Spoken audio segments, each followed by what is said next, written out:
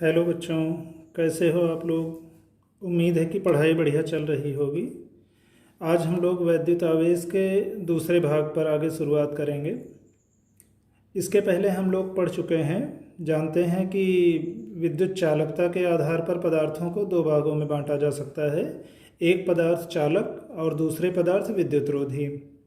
चालक चालक को सुचालक भी कहते हैं, कंडक्टर आप अंग्रेजी में कह सकते हैं। ये ऐसे पदार्थ होते हैं जो अपने से होकर आवेश को आसानी से स्थानांतरित हो जाने देते हैं। वास्तव में इनके अंदर मुक्त आवेश वाहकों की संख्या काफ़ी ज़्यादा होती है। अभी आप इलेक्ट्रॉन समझ लो कि मुक्त आवेश वाहक का मतलब इनके परमाणु आसानी से इलेक्ट्रॉन मुक्त कर देते हैं। तो चालन के लिए जब कभी बाहर से विद्युत क्षेत्र लगाते हैं, बल लगता है, तो ये आवेश आसानी से गति करने के लिए उपलब्ध रहते हैं। ऐसे पदार्थों को चालक कहते हैं। अब आसानी से इनमें गति हो जाती है आवेशों की, इसका मतलब ये आवेश के प्रवाह के मार्ग में बहुत कम रुकावट डालते हैं। अधिकांश धातुएं विद्युत की चालक होती हैं, जैसे चांदी Ag, सोना Au, तांबा Cu, aluminium Al, iron Fe। इसके अलावा जितने भी जंतु हैं, हरे पौधे हैं, मानव शरीर है, पृथ्वी है, ये सभी सुचालकों की कोटि में आते हैं। विद्युत चालकता के आधार पर पदार्थों का दूसरा वर्ग विद्युतरोधी पदार्थों का है। विद्युतरोधी, इनको अचालक या कुचालक भी कह सकते हैं, और अंग्रेजी में इंसुलेटर या डाई इलेक्ट्रिक। ये ऐसे पदार्थ, ये चालक पदार्थों के विपरीत, चालकों में जहां आवेश आसानी से प्रवाहित हो जाते हैं, अचालक पदार्थों में आवेश आसानी से प्रवाहित नहीं होते, और ये पदार्थ आवेश के प्रवाह के मार्ग में अत्यधिक प्रतिरोध यानी रुकावट लगाते हैं। इनके उदाहरण हैं जैसे कांच है, प्लास्टिक है, सूखी लकड़ी है, अभ्रक है, रबड़ है, पत्थर है, और आसुत जल, अगर उसमें कोई लवण न मिला हो तो ये सभी अचालक पदार्थों के उदाहरण हैं। एक और शब्द है जिसे हम लोग अक्सर सुनते हैं, भूसंपर्कण, ग्राउंडिंग या अर्थिंग। और देखिए, घरों में हमारे जो विद्युत उपकरण होते हैं या विद्युत परिपथ होते हैं, उनकी सुरक्षा के लिए भूसंपर्कण आवश्यक होता है। प्लग में, सॉकेट में आपने देखा होगा 3 पॉइंट होते हैं, 3 या 5 हो सकते हैं, अलग अलग साइज के प्लग लगाने के लिए। प्लग में जो 3 पिन वाले प्लग होते हैं, आपने गौर किया होगा, नीचे के 2 उसके जो खूंटी होती है, जो उसमें राड होती है, वो लगभग एक बराबर नाप की होती है, और एक ऊपर जो होती है वो सबसे थोड़ा ज़्यादा लंबी होती है और थोड़ा ज़्यादा मोटी होती है। आमतौर पर वो ग्राउंडेड परिपथ में जो अर्थिंग दी हुई होती है घर की वायरिंग में, वो उसके लिए होती है। जो 3 प्लग वाले सिस्टम में सबसे बड़ी और मोटी वाली पिन होती है, वो अर्थिंग या ग्राउंडिंग के लिए पिन होती है। वैसे अब आजकल जो सॉकेट आते हैं उसमें लॉक लगा होता है प्लास्टिक का, कि ऐसे जब उसमें आपने प्लग नहीं लगाया है तो बंद रहता है, जब प्लग लगाना होता है तो एक प्लास्टिक का लॉक टाइप में रहता है, वो थोड़ा सा ऊपर उठ जाता है और आप प्लग लगा लेते हो। तो एक उसका काम तो लॉक को अनलॉक करना होता है, कि सबसे बड़ी और मोटी वाली पिन जो प्लग में ऊपर होती है, जब आप उसको लगाते हैं वो पहले जाती है, लॉक को दबाती है, लॉक ऊपर उठता है, और नीचे की 2 पिन आराम से आपकी सॉकेट में लग जाती हैं। तो अभी हमारा मतलब इतना कि घरों में हमारे जो 3 पिन वाले, और हम लोगों ने ध्यान दिया होगा जितने हैवी उपकरण होते हैं, हीटर है, प्रेस है, जहाँ पर ज़्यादा विद्युत की सप्लाई होनी है, वहाँ पर आमतौर पर 3 राड वाले ही प्लग होते हैं। वो उपकरण की सुरक्षा के लिए हैं, कि बाई चांस मान लो परिपथ में कहीं कोई लीकेज है, कहीं कोई दिक्कत है, व्यतिक्रम है, तो उससे जो धारा बाकी ऐसे परिपथ में या उपकरण के ऐसे हिस्से में जा रही है जहाँ उसे नहीं जाना चाहिए, ग्राउंडेड होने के नाते, अर्थिंग होने के नाते, जो अर्थिंग का तार होता है वो उस धारा को लेकर के पृथ्वी में चला जाता है, और जिससे हम अनावश्यक खतरों से उपकरण के बच जाते हैं। तो विद्युत परिपथ या उपकरण के सुरक्षा की एक युक्ति है भूसंपर्कण, जो परिपथ में कोई त्रुटि होने पर या लीकेज धारा आदि के प्रवाहित होने पर उपकरण की सुरक्षा करती है। एक शब्द है तड़ित, थंडर स्टॉर्म। बरसात के दिनों में जब बादल में बिजली कड़कती है तो उसको हम लोग तड़ित कहते हैं। जो ऊंची बिल्डिंग बनती हैं, बड़े मकान बनते हैं, उनकी सुरक्षा के लिए मकान के ऊपर सबसे ऊंचाई पर एक धातु का नुकीला कोई सिरा लगा दिया जाता है, कि जब आवेशित बादल ऊपर से आ रहे होते हों, और वहाँ से अगर तड़ित हो बिजली कड़के कभी, तो जो आवेश पृथ्वी की ओर यानी उस मकान की ओर आ रहा है वो उस नुकीले चालक के सिरे से हो करके और बाद में वो एक मोटे तार के माध्यम से नीचे ज़मीन में भू संपर्कित रहता है, ज़मीन में जुड़ा रहता है।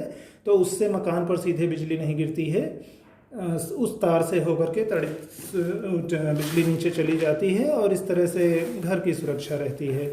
तो भू संपर्कण का प्रतीक ऐसे हम लोग दिखाते हैं, एक बड़ी लाइन, फिर उसके बाद उत्तरोत्तर क्रमशः छोटी होती हुई लाइनें, और प्रायः बगल में जी लिख देते हैं ग्राउंडेड के नाते। उससे ध्यान रहता है कि अच्छा परिपथ यहाँ पर ग्राउंडेड किया गया है, इसकी अर्थिंग की गई है यानी भू संपर्कित किया गया है।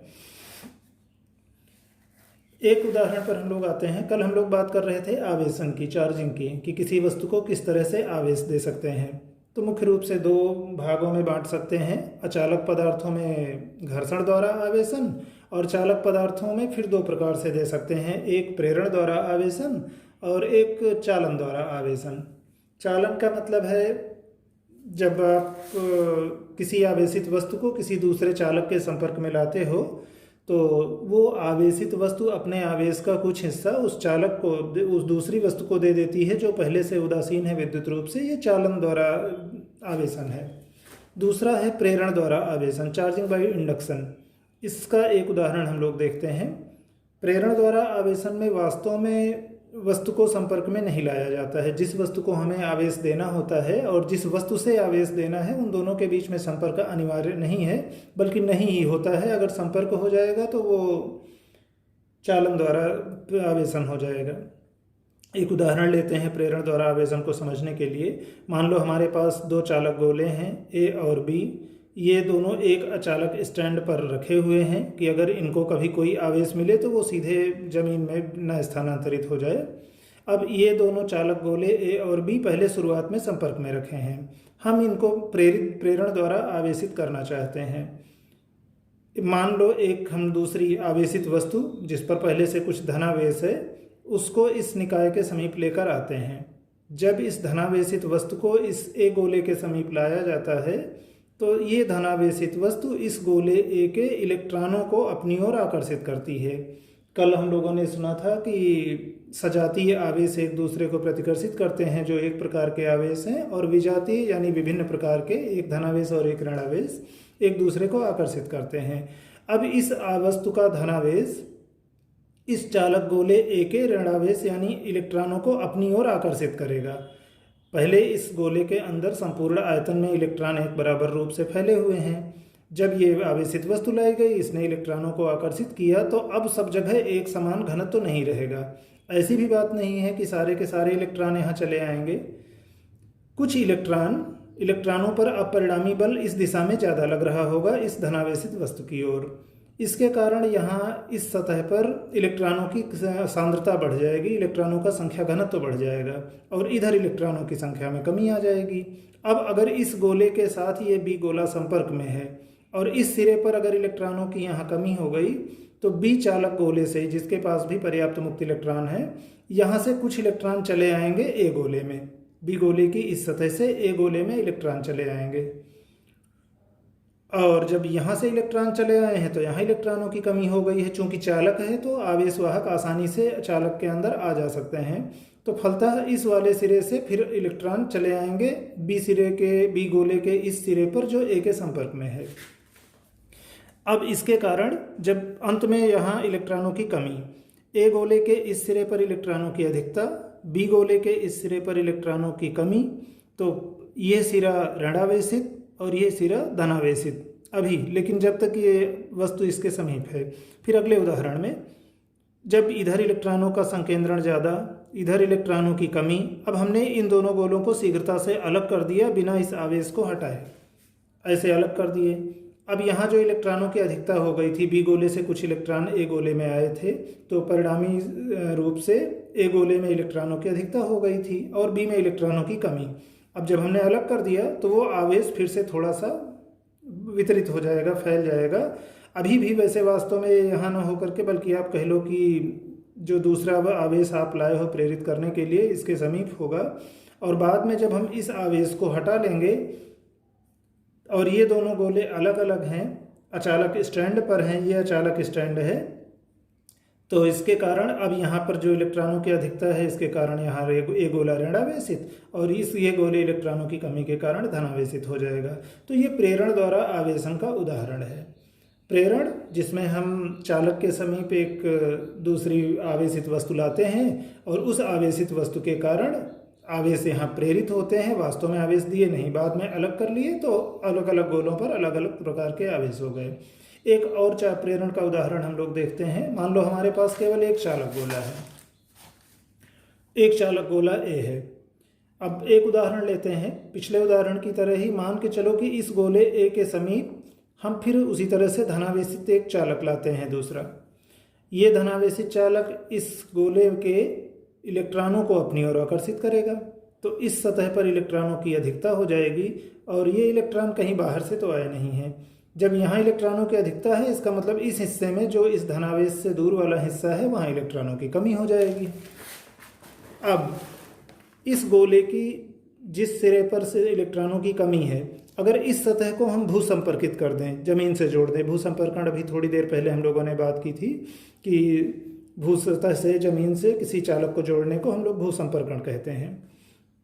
इस सतह को जब हम जमीन से जोड़ देते हैं यानी भूसंपर्कित कर देते हैं, और पृथ्वी अनंत भंडार है इलेक्ट्रॉनों का, अगर इलेक्ट्रॉन सोर्स और सिंक, इलेक्ट्रॉनों के स्रोत और सिंक दोनों के रूप में काम करती है। अगर आपके पास इलेक्ट्रॉनों की अधिकता है, आप उसको इलेक्ट्रॉन दे दीजिए, ले लेगी।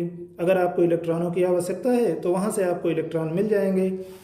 तो अभी यहाँ पर ए गोले के इस सिरे पर इलेक्ट्रॉनों की कमी है तो फिर भू सतह से इलेक्ट्रॉन निकल करके इस सिरे में आएंगे, और यहाँ जो धनावेश प्रेरित था, धनावेश उत्पन्न हुआ था, यानी इलेक्ट्रॉनों की आभासी कमी थी, वो कमी अब इन इलेक्ट्रॉनों को पा करके न्यूट्रल हो जाएंगे।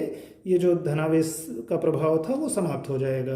अब आप झटके से अगर इस भूसंपर्कण को तोड़ दें, आपने हटा लिया भूसंपर्कण, अब बाद में आप इसको भी चाहे हटा लें, तो यहाँ पर जो इस सतह पे इलेक्ट्रॉन प्रेरित हुए थे, या आप कह लो कि इस गोले को जो पहले विद्युत रूप से उदासीन था, प्रेरण द्वारा हमने केवल इलेक्ट्रॉनों का वितरण उसमें किया फिर से, कि एक सतह पर, इस सतह पर इलेक्ट्रॉनों की अधिकता हो गई और इस सिरे पर इलेक्ट्रॉनों की कमी, और बाद में यहाँ की आभासी कमी को हमने भूसंपर्कण द्वारा आवेश लेकर के, इलेक्ट्रॉन लेकर के पूरा कर दिया। तो परिणामी रूप से आप देखिए कि प्रारंभ में ये अनावेशित गोला और बाद में भूसंपर्क के कारण यहाँ इलेक्ट्रॉन अतिरिक्त आ गए, तो यही अतिरिक्त इलेक्ट्रॉन हैं जो बाद में इस वस्तु को ऋणावेशित करेंगे। ये प्रेरण द्वारा आवेशन का एक दूसरा उदाहरण है।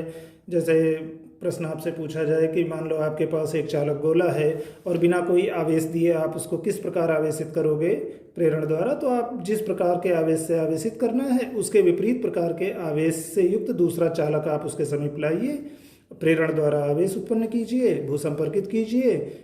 जिस इलेक्ट्रॉनों की कमी होगी तो इलेक्ट्रॉन जाएंगे, अधिकता होगी तो वापस लौटेंगे, और इस प्रकार से आपका वो चालक गोला आवेशित हो जाएगा। उस प्रकार के आवेश से आवेशित, उस प्रकार जिसका विपरीत आवेश आप लेकर आए थे। अगर आप धनावेश लाए थे प्रेरण के लिए तो ऋणावेशित, और ऋणावेश लेके आएंगे तो ये गोला धनावेशित। अब हम लोग विद्युत आवेश के कुछ गुणों के बारे में बात करेंगे। सबसे पहली बात तो कि विद्युत आवेश अदिश राशि है। पिछले साल हम लोगों ने अदिश राशि और सदिश राशि, स्केलर क्वांटिटीज और वेक्टर क्वांटिटीज के बारे में पढ़ा है।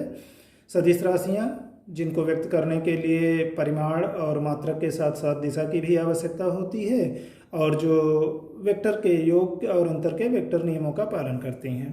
अदिश राशियाँ, इनको आप केवल किसी भौतिक राशि के उचित मात्रक और परिमाण के साथ व्यक्त कर सकते हो, दिशा की आवश्यकता नहीं होती है। या कई बार दिशा आपको महसूस भी होगी कि जैसे विद्युत धारा में कि इस दिशा में धारा प्रवाहित हो रही है कि उस विपरीत दिशा में, पर वो वेक्टर के योग नियम का पालन नहीं करते हैं। तो फिलहाल विद्युत आवेश अदिश राशि है, स्केलर क्वांटिटी है।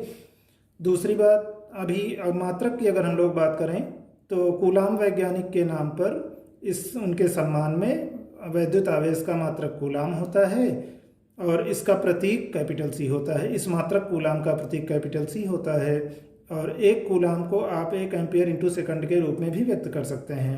एम्पियर परिपथ से प्रवाहित होने वाली धारा का परिमाण, विद्युत धारा का मात्रक है, एसआई मात्रक। सेकंड समय का एसआई मात्रक है। तो अब कभी आपसे आवेश का अगर एसआई मात्रक कहा जाए तो आप कूलाम कह सकते हो, क्योंकि वो धारा और समय के एसआई मात्रकों के गुणनफल के रूप में है।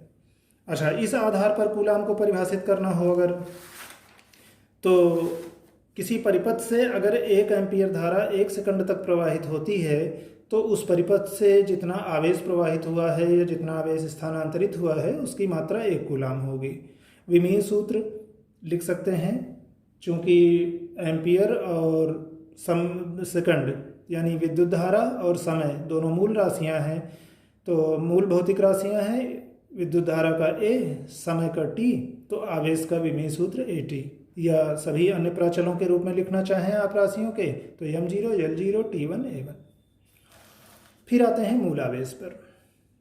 मूल आवेश परिभाषा के रूप में कहें तो प्रकृति में, नेचर में इन 2 शब्दों पर ध्यान देना, स्वतंत्र यानी इंडिपेंडेंटली व स्थायी जो स्टेबल हों। ऐसा नहीं है कि अभी अस्तित्व में है और अगले ही पल उनका कोई अस्तित्व नहीं है। तो स्वतंत्र रूप से और स्थायी रूप से जो उपलब्ध आवेश की न्यूनतम संभव मात्रा है, मिनिमम पॉसिबल, उससे छोटा आवेश आप स्थायी रूप से और स्वतंत्र रूप से नहीं पा सकते हो। आवेश की उस मात्रा को मूल आवेश कहते हैं।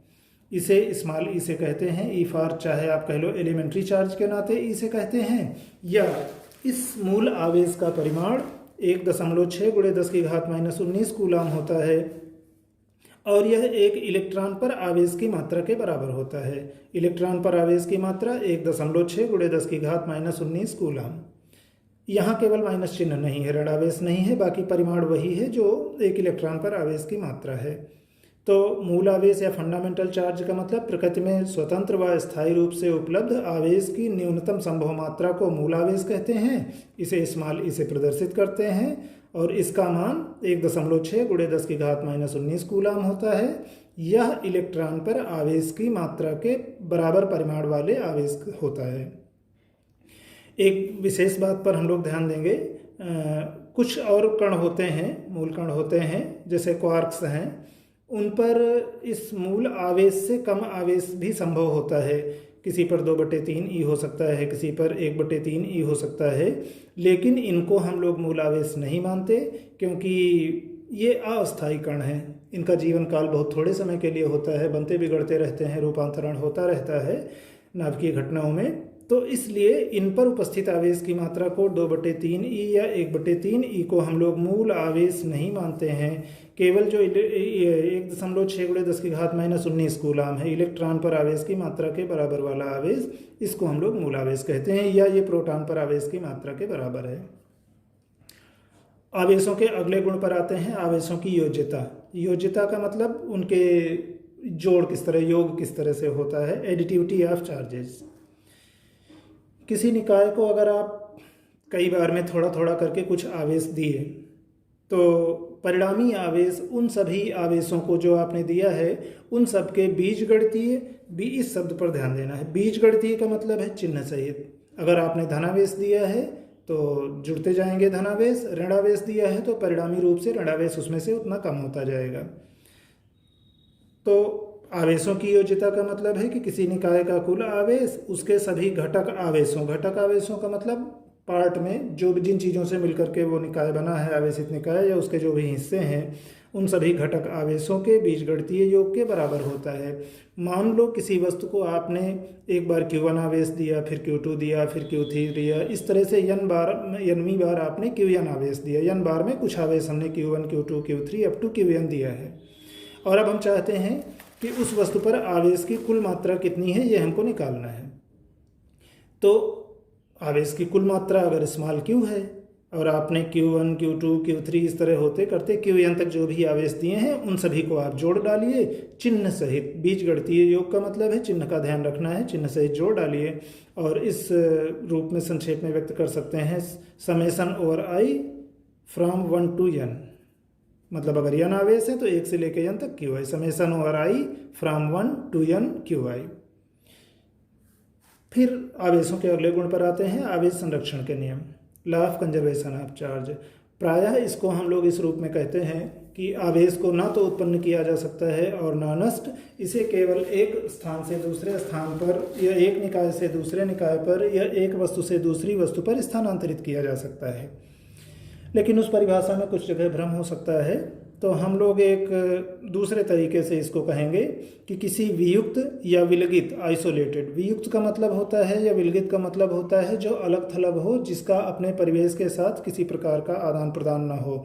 अभी हम आवेश की बात कर रहे हैं, तो मतलब जो अपने परिवेश के साथ आवेश का लेन देन ना करे, ना उसको आवेश दे परिवेश को, ना आवेश ले। उस निकाय के अंदर आवेश का आदान प्रदान हो सकता है उसके घटकों के अंदर, पर निकाय के बाहर नहीं। तो अभी आवेश संरक्षण के नियम को हम लोग इस रूप में कहेंगे कि किसी वियुक्त निकाय का कुल आवेश संरक्षित रहता है या नियत रहता है। मतलब बीच में जो भी आपने प्रक्रियाएं की हों, लेकिन अगर आवेश विलगित है, आइसोलेटेड है, यानी वियुक्त है, अर्थात उस निकाय का अपने परिवेश के साथ किसी प्रकार के आवेश का लेन देन नहीं है, तो चाहे जो प्रक्रम आप आवेश के अंदर, आवेश उसके घटकों के अंदर कर रहे हों, कुल परिणामी नियत रहेगा। जैसे एक उदाहरण लेते हैं, मान लो एक निकाय है, इसके अंदर कुछ आवेश हैं आपके, इन पर आवेश की मात्राएं आपको पता हैं। मान लो ये आवेशित गोलियां हैं किसी इकाई में, एक पर मान लो 1 है, एक पर +2 है, एक पे 3 है और एक पे -2 है। 1 +2 3 और -2, कुल कितना? 2 और 2 कैंसिल आउट हो गए।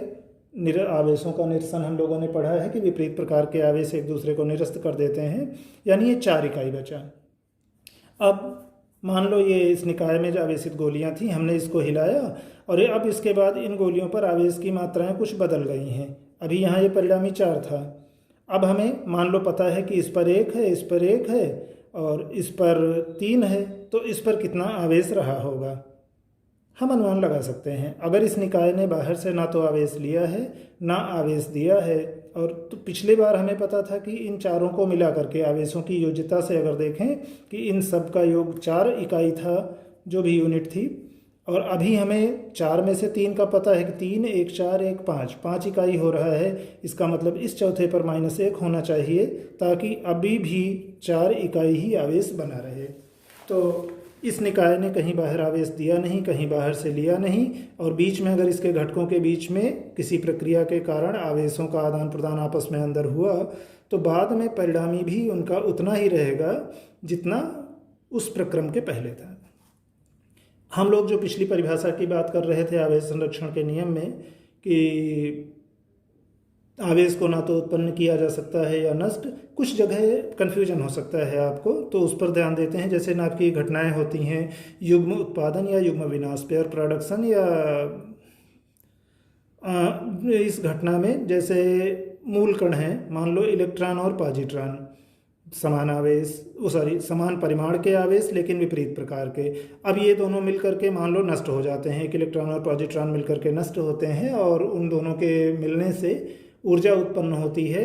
तो अभी आपको लगेगा अरे यहाँ तो पहले आवेश था और अभी ये आवेश नष्ट हो गया है। वास्तव में नष्ट नहीं हुआ है। इन दोनों को अगर आप एक निकाय के अंदर मान के चलो कि उस निकाय में एक इलेक्ट्रॉन और एक पॉजिट्रॉन था, तो पहले भी तो कुल आवेश 0 है, जितना ये ऋणावेश उतना धनावेश, कुल आवेश 0। बाद में जब युग्म विनाश हुआ, ये दोनों मिलकर नष्ट हो गए, ऊर्जा के रूप में निकल गई, इनका द्रव्यमान ऊर्जा में बदल गया, तो भी अंत में भी ऊर्जा आवेश 0 है। तो ऐसा नहीं है कि ये आवेश संरक्षण के नियम का वायलेशन है, उल्लंघन नहीं है, लेकिन शंका आपको देखने में पहली नज़र में हो सकती है कि नहीं पहले यहाँ आवेश थे और युग्म विनाश के बाद आवेश नहीं है, तो इसलिए एक ये कन्फ्यूजन। दूसरा, जैसे मान लो किसी नाभ की घटना में न्यूट्रॉन जो विद्युत रूप से उदासीन है, प्रोटॉन और इलेक्ट्रॉन में परिवर्तित होता है। पहले आप कहोगे नाभिक में न्यूट्रॉन का मतलब है कोई आवेश नहीं, और बाद में तो हमको आवेशित कण मिल रहे हैं, तो यहाँ पर आवेश उत्पन्न हो रहा है। पर आप ध्यान से देखो, ये एक निकाय के अंदर अगर आप मानो तो कुल आवेश 0, और इस दूसरे एक निकाय में भी अभी भी आवेश 0 है, क्योंकि इलेक्ट्रॉन पर जितना आवेश उतना ही प्रोटॉन पर, केवल चिन्ह का अंतर, तो ये दोनों एक दूसरे को निरस्त कर देंगे। तो यहाँ भी अभी भी हम लोग अगर इस हिसाब से कहें कि किसी वियुक्त निकाय का कुल आवेश संरक्षित रहता है, तो ठीक है, चाहे आपके युग्म ये उत्पादन की घटना हो, यहाँ पर परिवर्तन की घटना हो कि न्यूट्रॉन एक प्रोटॉन और इलेक्ट्रॉन में परिवर्तित हो रहा है, या युग्म विनाश की घटना हो, आवेश संरक्षण यहाँ भी लागू होता है। बस ये शंका न हो आपको कि यहाँ आवेश नष्ट हो गया और यहाँ आवेश उत्पन्न हो गया। तो मुझे ये परिभाषा ज़्यादा सही लगती है कि किसी वियुक्त निकाय का कुल आवेश संरक्षित रहता है। अगले पर आते हैं, आवेश का क्वांटीकरण या क्वांटमीकरण, या कई बार इसको हम लोग आवेश की परमाणुकता का सिद्धांत भी कहते हैं। तो पहले जो हम लोगों ने नाम नहीं लिखा है उसकी बात कर लेते हैं, आवेश की परमाणुकता का सिद्धांत। परमाणुकता क्या है?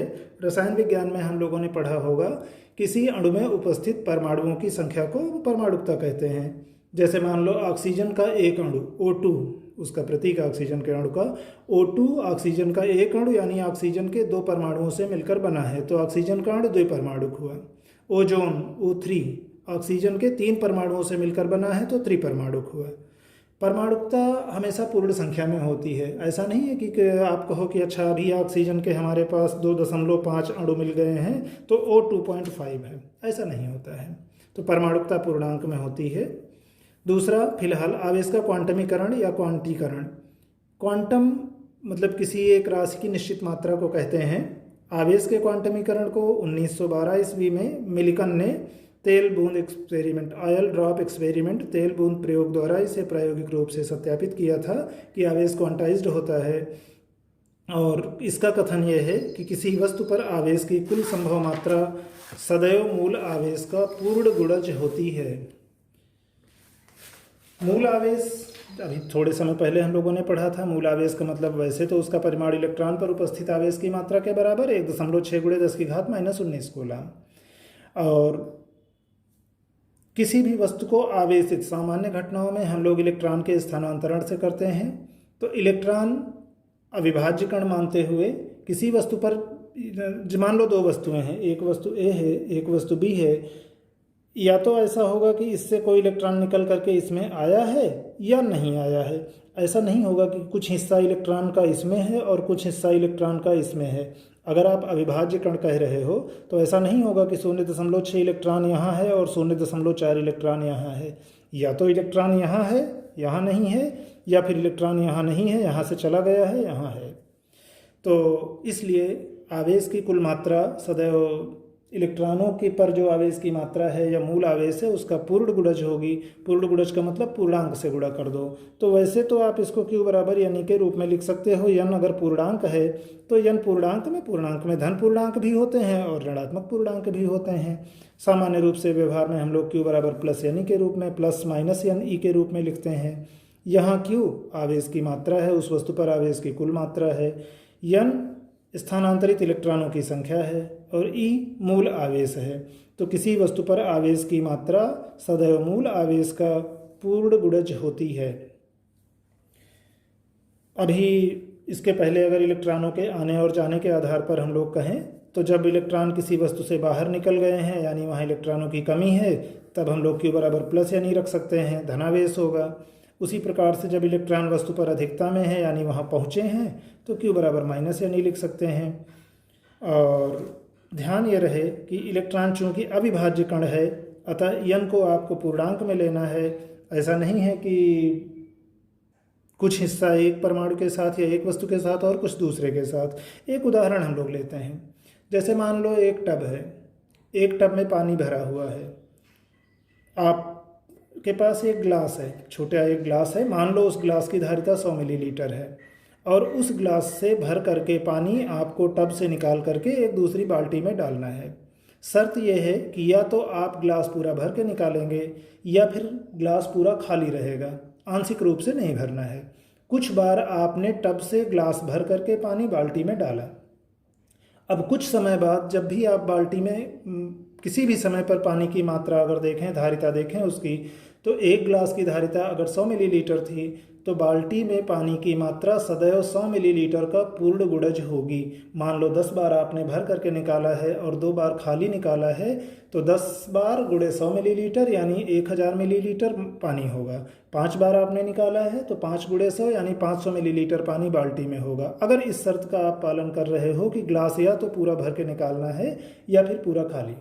तो वैसे ही इलेक्ट्रॉनों का है कि अगर इलेक्ट्रॉन 2 में से किसी एक वस्तु के साथ ही रहेंगे तो स्थानांतरित इलेक्ट्रॉनों की संख्या सदैव पूर्णांक में होगी। ऐसा नहीं है कि कुछ हिस्सा एक परमाणु या वस्तु के साथ और कुछ दूसरे के साथ। दूसरी बात हम लोगों ने पहले ये ध्यान रखें कि आवेश सदैव द्रव्यमान से बद्ध होता है। यानी आवेश ऐसा नहीं है कि अंतरिक्ष में शून्य में निर्वात में रहेगा बिना किसी सहारे के, वो किसी न किसी द्रव्य वस्तु पर ही रहता है। तो इसलिए जो शून्य विराम द्रव्यमान वाले कण होते हैं वो विद्युत रूप से आवेशित नहीं हो सकते, जैसे फोटॉन। अभी जो प्रकाश को है हम लोग फोटानों के रूप में बना हुआ मान सकते हैं। फोटान का मतलब ऊर्जा के पैकेट हैं जिनके सतत प्रवाह के रूप में प्रकाश को मान सकते हैं, विद्युत चुम्बकीय तरंगों को मान सकते हैं। आगे पढ़ेंगे हम लोग मॉडर्न फिजिक्स में। तो अभी फिलहाल फोटान का विराम द्रव्यमान शून्य होता है, इसलिए फोटान आवेशित नहीं हो सकते। और इलेक्ट्रॉन, अच्छा दूसरा, इलेक्ट्रॉनों के स्थानांतरण के साथ द्रव्यमान भी स्थानांतरित होता है। इलेक्ट्रॉन का द्रव्यमान पता है, लगभग 9.1 गुणे 10 की घात -31 किलोग्राम, तो शून्य तो नहीं है। अब एक वस्तु से इलेक्ट्रॉन अगर निकल करके दूसरी वस्तु में जा रहे हैं तो इलेक्ट्रॉन के साथ साथ आवेश के साथ साथ द्रव्यमान भी बदल रहा है। अब कोई वस्तु ऋणावेशित है तो वहाँ इलेक्ट्रॉनों की अधिकता होगी। इसका मतलब वहाँ पर इलेक्ट्रॉनों की अधिकता है तो इलेक्ट्रॉन गए हैं, कुछ द्रव्यमान भी लेके गए हैं, तो द्रव्यमान उसका सामान्य अवस्था से थोड़ा बढ़ गया है। अच्छा, उसी प्रकार से कोई धनावेशित वस्तु है, वहाँ से इलेक्ट्रॉन बाहर निकल गए हैं, तो बाहर निकल गए हैं इलेक्ट्रॉन तो आवेश के रूप में देखें तो ऋणावेश कम हो गया है, यानी धनावेश बढ़ गया है। और इलेक्ट्रॉन गए हैं तो साथ में कुछ द्रव्यमान भी चला गया है। अब एक उदाहरण लेते हैं। मान लो एक वस्तु है, एक बार उसको हमने ऋणावेशित किया तो उसका द्रव्यमान यम माइनस है, एक बार उसको धनावेशित किया तो उसका द्रव्यमान मान लो यम प्लस है। ऋणावेशित होने पर इलेक्ट्रॉनों की अधिकता है, यानी द्रव्यमान कुछ बढ़ गया होगा, तो इसका मतलब ऋणावेशित वस्तु का द्रव्यमान उसी वस्तु को जब धनावेशित करेंगे तो धनावेशित में कम होगा, ऋणावेशित में ज़्यादा होगा, क्योंकि यहाँ पर अतिरिक्त इलेक्ट्रॉन है, यहाँ पर इलेक्ट्रॉनों की कमी है। एक और गुण आवेशों का कि आइंस्टीन का अपेक्षिकता का सिद्धांत सापेक्षता का सिद्धांत है, स्पेशल थ्योरी ऑफ रिलेटिविटी। अभी हम लोगों ने अगर नहीं ध्यान दिया होगा तो आगे पढ़ेंगे फिर, कि एक संबंध आप देख सकते हैं। अभी ये हमने द्रव्यमान के लिए लिखा है कि द्रव्यमान पर चाल का प्रभाव पड़ता है। अगर किसी वस्तु का विराम द्रव्यमान यम जीरो है, यम ओ है, और वो वस्तु मान लो वी वेग से गति कर रही है, सी अगर प्रकाश की चाल है निर्वात में, और यम उसका गति की अवस्था में द्रव्यमान है, तो यम का मान सदैव यम जीरो के बराबर नहीं होता है। जैसे जैसे वी का मान बढ़ेगा वस्तु की चाल बढ़ेगी, ये पद बड़ा होता जाएगा, ये पद बड़ा होता जाएगा, तो ये हर छोटी होती जाएगी, और हर एक से जैसे जैसे छोटी होती जाएगी, यानी v के बढ़ने के साथ साथ यम का मान भी बढ़ेगा। क्यों? यम जीरो में आप एक से छोटी संख्या से भाग दे रहे हो तो उत्तर आपका यम जीरो से बड़ा आएगा। जैसे जैसे वेग बढ़ेगा वैसे वैसे ये पद बढ़ेगा, जैसे जैसे ये पद बढ़ेगा वैसे वैसे ये पूरी हर घटेगी, और जैसे जैसे इसका मान घटेगा वैसे वैसे इसका मान बढ़ेगा। यानी द्रव्यमान चाल पर निर्भर करता है, लेकिन आवेश चाल से प्रभावित नहीं होता है। यानी आवेश की मात्रा किसी वस्तु की, वो चाहे वस्तु गति कर रही हो चाहे ना कर रही हो, चाहे जो उसकी विराम अवस्था में चाल है वही उसकी गतिज अवस्था में भी आवेश की मात्रा होगी। विराम अवस्था में जितना आवेश है उतना ही गतिज अवस्था में भी आवेश होगा। तो अभी आज के लिए इतना, बाकी अगले लेक्चर में हम लोग न्यूमेरिकल्स का अभ्यास करेंगे। धन्यवाद।